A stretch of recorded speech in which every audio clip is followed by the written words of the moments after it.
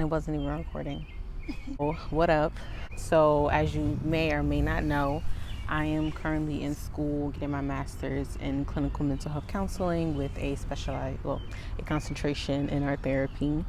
I'm entering my final year soon. Right now, I'm doing a summer internship. Please don't excuse the blue jays in the back, they're very beautiful.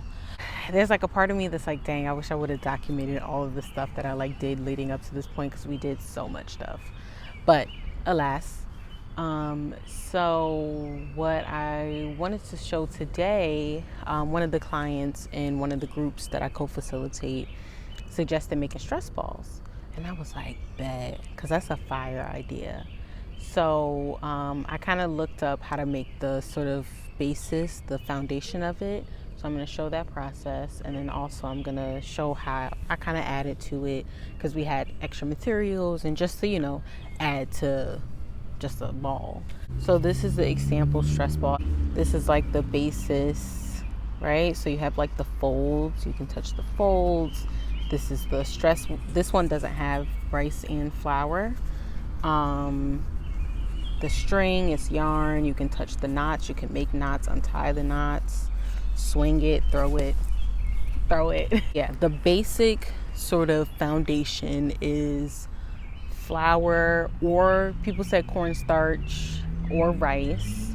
Combination of the two, combination of the three, whatever, one.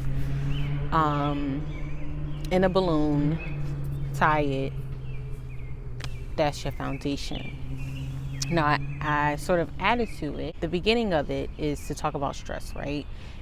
Every single day, whether it be one thing or a million things, or one thing has a million things within it, right? Like things stress us out just like ridiculously. And so, of course, the stress balls being an object of release, being something to put that energy into, right? Whether it's like long throughout the day or it's just one nice squeeze, whatever it may be, it's just something that we can channel that energy into, right? We feel so many feelings, like we just, and I think sometimes, and of course there's a spectrum and people have different experiences, but I think for me a big issue is like I know the feelings are there, but I don't know what to do with them, and this gives me something to do with them. Like this gives me, I have the feelings, let me do something with them, let me put them into something. So yeah, and I want to keep making this sustainable. And inclusive and things. So if anybody has suggestions, comments, thoughts, or you have access to other ways that this has been done, please don't be afraid to share.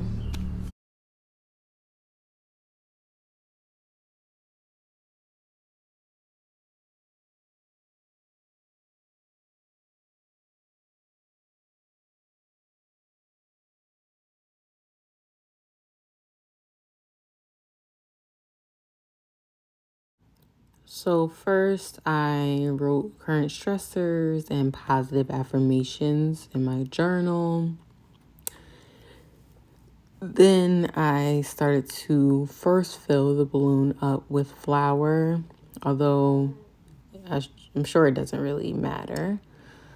The flour was getting rather stuck, so this time was pretty smooth, but before I needed a pencil to clear it out. The funnel was kind of small.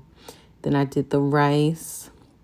Looking back at it, that was some good rice. So, being mindful of that too. Yep, spilled that. It's okay though, it's rice. You can just put it in the grass.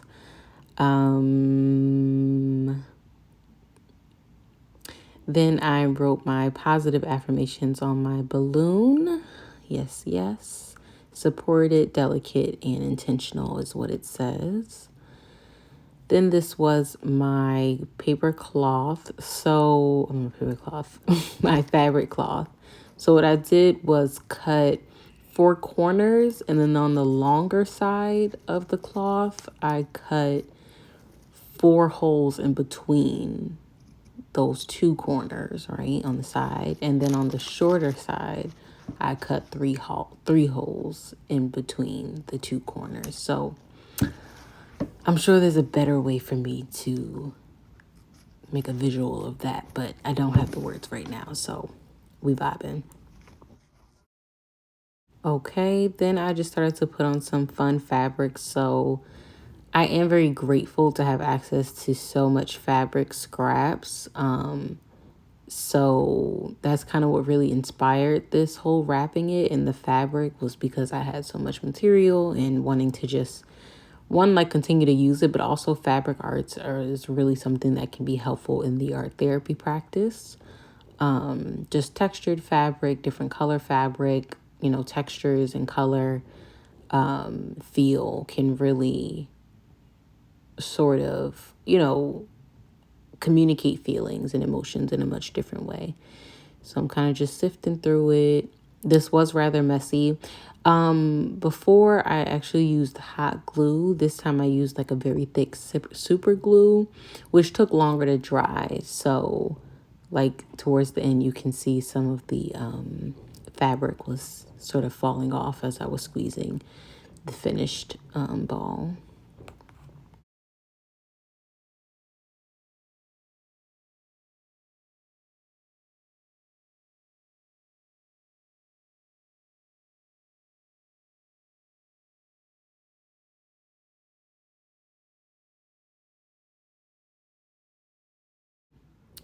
Okay, and now I'm just looping the yarn in.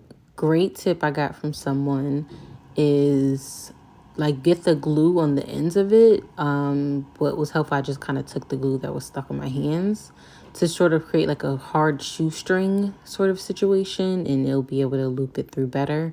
So the loop is over under each of the holes if possible. Yeah.